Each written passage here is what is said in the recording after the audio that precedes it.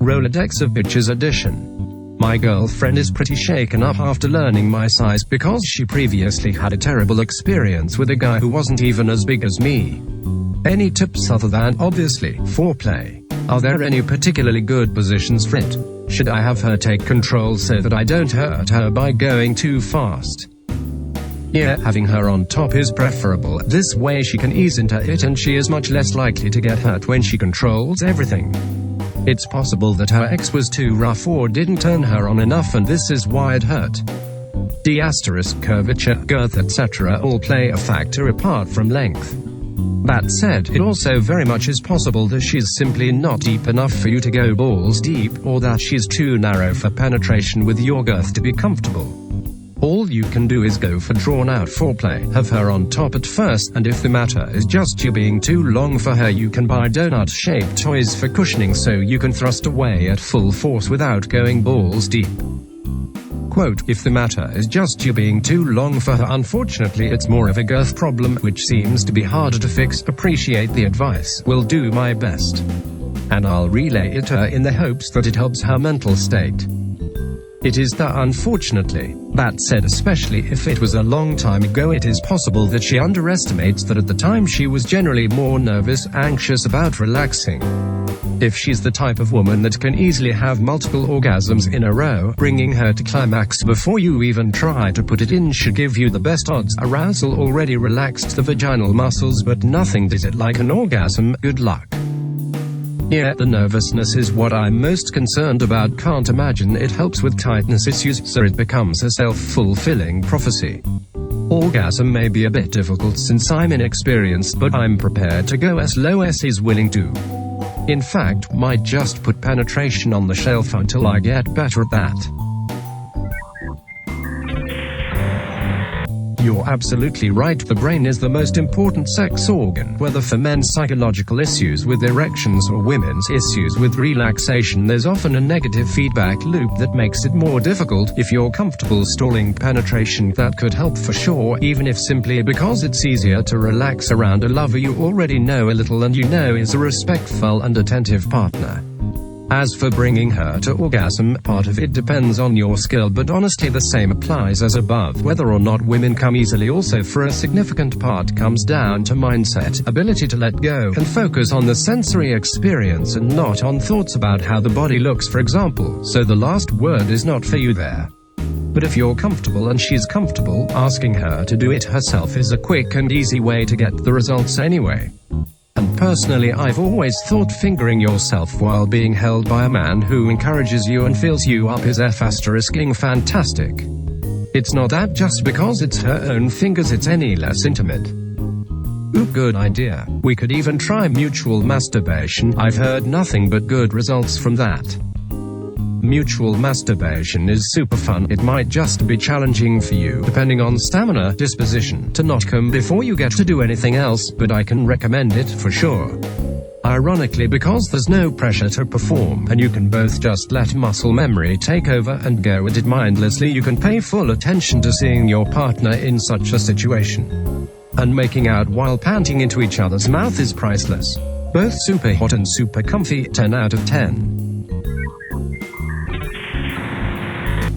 Didn't consider that. I can last pretty long on my own, but it might be a challenge with her next to me. Oh well, even if it goes wrong, I'm sure it'll be a good experience and make us more comfortable with each other. Hope she's up for it. Thanks a ton, Anon, you're too kind. I think it's a great idea and that you're right, even if it doesn't work, it'll work to make you feel more comfortable. In fact, things not going as planned or bodies being bodies and having a mind of their own can be much more effective for that than any perfect session. You're welcome, and have fun together. No, just keep hammering. Sex is not for her pleasure, it is for yours. And you wonder why you're single. Because I'm not Chad and I never will be. The only way I get a girl is by waiting for them to hit 40 with multiple children from several chadrones, then she'll lower her standards and leech off me until I kill myself. How important is a guy's job? I don't make a lot of money. I basically sell homebrew electronics online. Whenever anyone asks what I do, I usually lie and just say like online marketing or something to make it sound fancier than what it is. What's almost universally important is that you can make a living for yourself and do an honest job. Whether or not a woman will care that you don't make a lot, that there's no status attached to your job, or that it's not a thing you need a lot of skill for will vary greatly, and apart from individual character, the woman's age and your region, how status-driven or work-oriented the culture is will matter most. For most young girls, they just care that the guy has his own place, is not struggling financially, and isn't lazing around all day. It looks different when you're looking to have a family in the near future and want to buy a house together and raise children. Do girls prefer J** or Sawyer? I'll ask girls here since I can't find a relevant thread. How do I be a good dom? I know how to do the rope work. Things like spanking are pretty easy to figure out, but I don't know why or when it's done. I know the idea is to push limits, but I don't really know what that means. How do you push the limits? What do you do? So for subs, do you remember a session that you thought was really well executed? What did they do to you? For the record, I'm not that subby, but the thread's fairly quiet and I do know a bit about what makes many women tick. Domination is primarily psychological, less about any specific act than it is an attitude and mindset that she's there for you. Obviously, this is ideally in part an illusion, as you will be paying close attention to her needs, and in practice the dom tends to be more there for the sub than vice versa, but whatever. It can be dominant to deny a woman pleasure and simply use her for your own, but it can also be dominant to treat a woman at or have her touch herself when you know this is very vulnerable for her and she feels exposed doing so.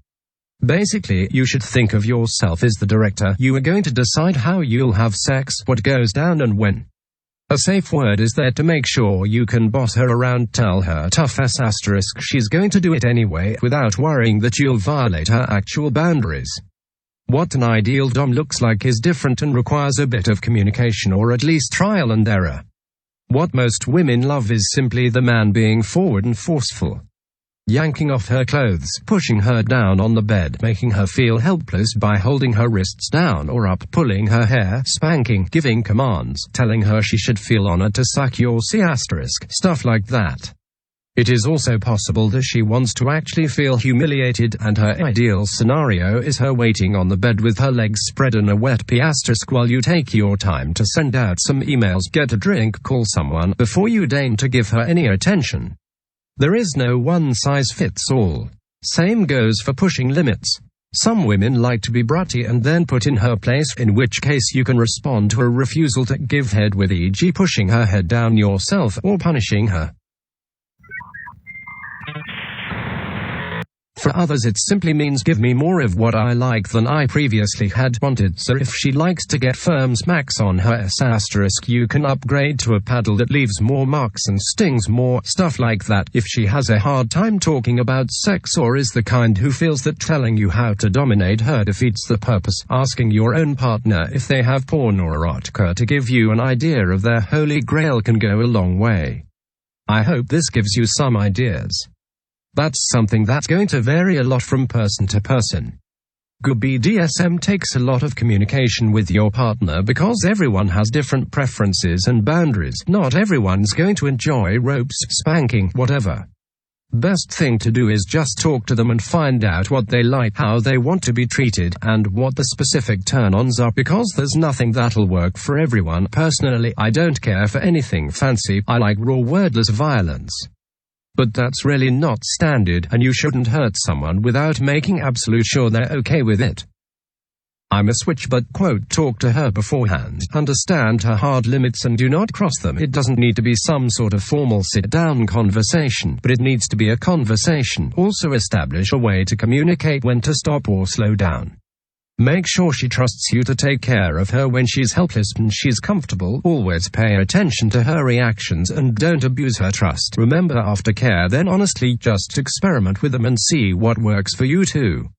Play with fantasies you have. I imagine that if you're doing this, you are into it, so it shouldn't be hard. When you see that something works, keep exploring in that direction.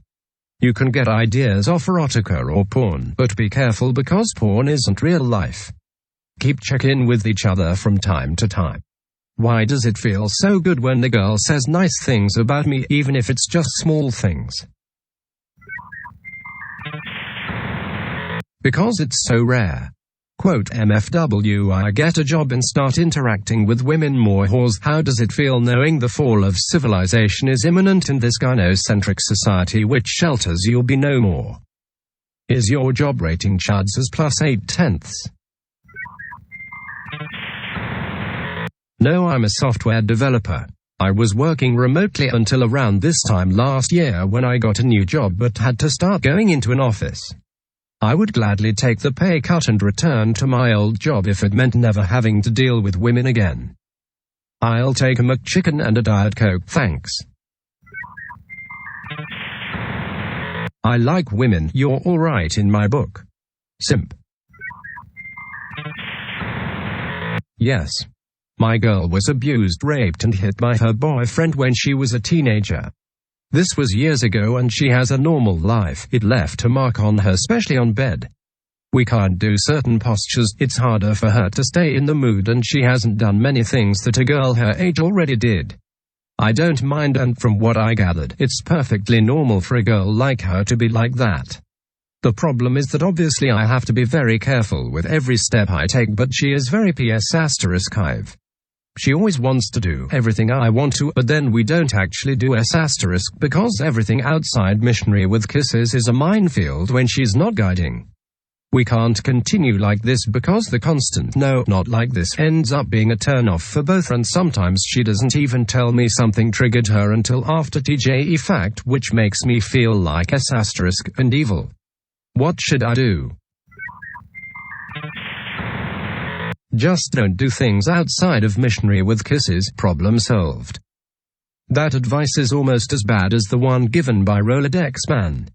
In case you didn't read, she doesn't want that.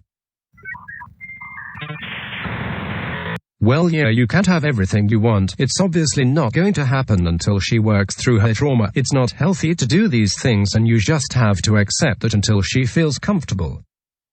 So when she says stuff like "tonight we'll do everything you want" or "what postures turn you on, let's try that," the answer should be no, today's menu is oral sex and missionary. Well, if she struggles do those things and you have to walk on eggshells, what's the point? That I would like tips on how to make her understand that she isn't collaborating. I understand that most women actively dislike being active at bed, or better said, have a different idea of what being active is, and I don't mind being cautious. And on two things. Quote 1. She is mentally ill and suffering from previous abuse. She needs help, and she might never be able to do those things, and that's just something you are going to have to accept. 2. You shouldn't pressure her to do these things. You'll make her feel like S**. You need to talk to her about this and establish boundaries. You need to work into these things, and if she can't do it, she can't do it. She doesn't have to do things she doesn't like or can't do the same way you don't.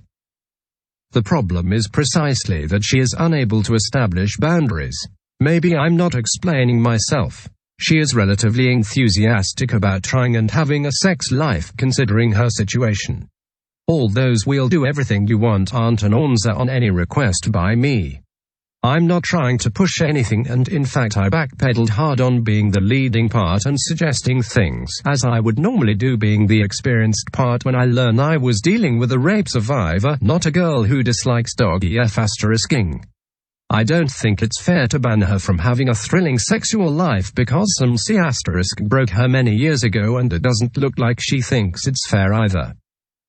Quote, dating used goods. Would you eat a sandwich that had been driven over by a truck and used to wipe across his sweaty S** hole? You get what you pay for. So I'm about to hit my 30s and never really had an issue with the friend zone before. Sure, there were women I wanted to hit up that never ended up happening, but I never truly took it to heart. This one girl recently has me shook. We started hanging out probably a year ago, chilling more frequently in the beginning. She has a BF, although HES a waste of skin. I never tried though because F** that. She is one of those girls who loves to flirt or hoe, and it got to the point where I had to confess my feelings for her, and she tells me she likes me too. Fast forward to a couple weeks back, I can't deal with being friends and the flirting anymore. I confront her about the whole situation. Just broke up with her ex a couple weeks before. I'm still in love with him, can we still be friends? Now she's barely talking to me and I'm actually a tad heartbroken over this girl I never even dated. I've probably only liked one girl more than her. I know I'll get over this eventually, but what the F asterisk is wrong with me? This kinda S asterisk makes me want to stay single.